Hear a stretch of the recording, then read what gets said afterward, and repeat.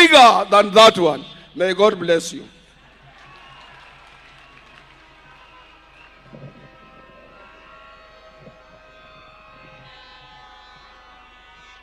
Thank you, Mheshimiwa Atwoli, for warming the crowd for us.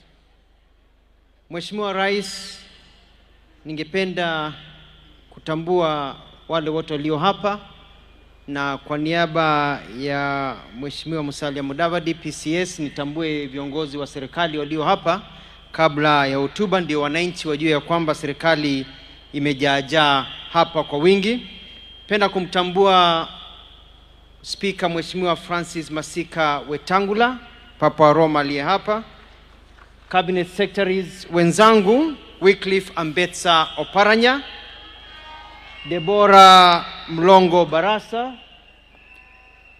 Geoffrey Kiringa Ruku, Public Service, Head of Public Service Felix Kiptarus Koskei, yuko hapa.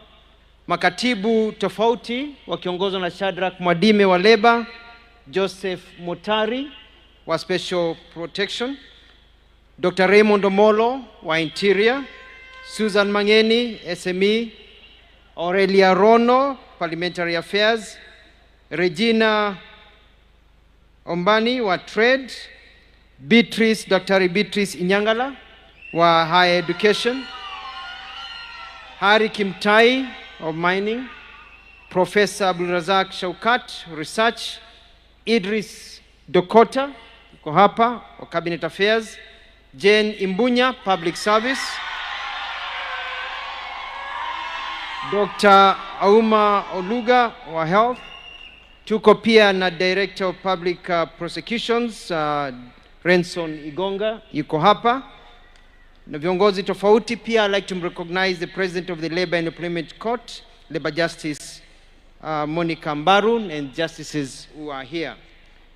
Your Excellency, mine is a very short speech.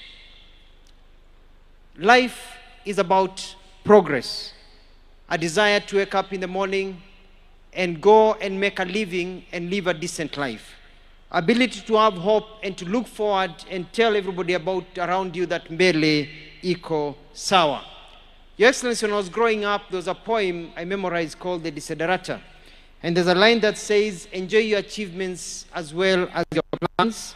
Keep interested in your own career. However humble, it is a real possession in the changing fortunes of life. Life, Your Excellency, is about progress. And I'm very pleased to be working for this government, your government, because we have seen progress. Wachana na wivu, wachana na porojo, wachana na story nyingi. Ukweli ni kwamba mgala muwe lakini haki yake mpe. There's been a lot of progress, and especially in the labor sector. Let me give figures, because figures don't lie, Your Excellency. Currently, the public service has employed 1.895 million people. You've created 1.895 million jobs. The public sector, for example, we've employed over 128,000 teachers. The county governments have employed close to 60,000 people. The housing sector has employed 640,442 people.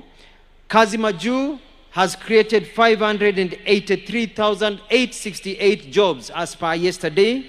The digital jobs have created 316,806 jobs. You saw the CIVs passing here, 107,831. We have more in the Nyota program, etc., etc. In the public sector, the SME sector has generated 2.1 million jobs. The hotel sector and restaurant sector, 1.5 million jobs. Manufacturing has created 443,000 jobs. Transport and communication, 75,000 jobs. Construction, 50,000 jobs, and more. I'm not even mentioning the BPOs. If you add the figures that I've mentioned, Your Excellency, we are talking about over 6.2 million jobs created by your government. Kweli MBELE IKO SAWA. Congratulations, Your Excellency.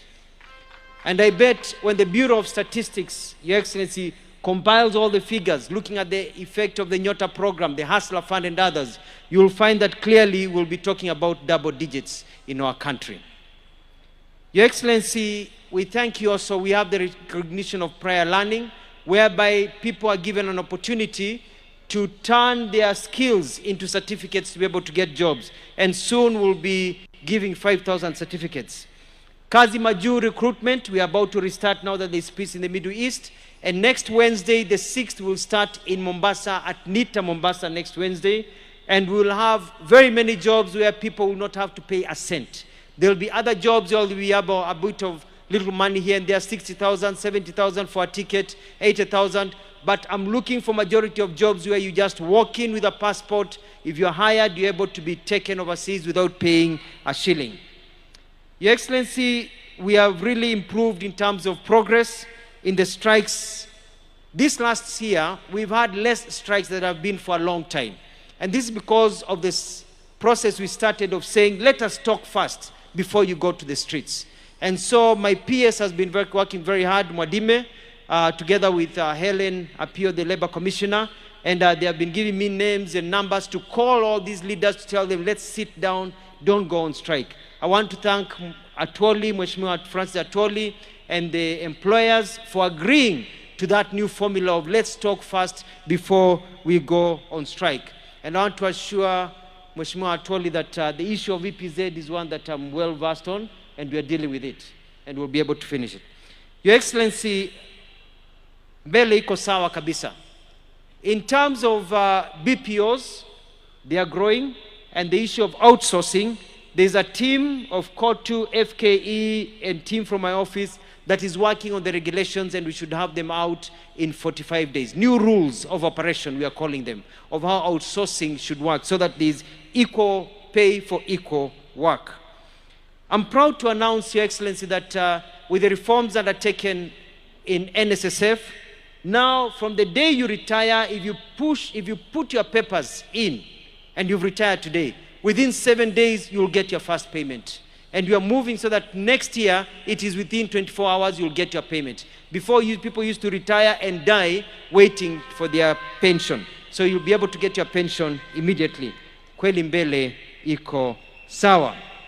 Your Excellency, 720 billion in NSF, we are pushing now to 1 trillion. And Mheshimiwa Atwoli has mentioned very well. I also want to recognize and thank the Labor and Employment Court for very progressive rulings that are based in current realities. They have made it very well. And lastly, Excellency, I want to finish also by reminding our young people of that final stanza of the Desiderata that says, you are a child of the universe no less than the trees and the stars. You have a right to be here. And whether or not it is clear to you, no doubt the universe is unfolding as it should. Therefore, be at peace with God, whoever you conceive him to be. And whatever your labors and aspirations in the changing fortunes of life, keep peace with your soul. Because with all its charm and drudgery, it is still a beautiful world. Be happy. Strive to be happy. Why? Because there is clear progress in this country. There is clear movement. Na kweli MBELE iko sawa. And now, Your Excellency, Prime Cabinet Secretary Wycliffe Musalia Mudavadi.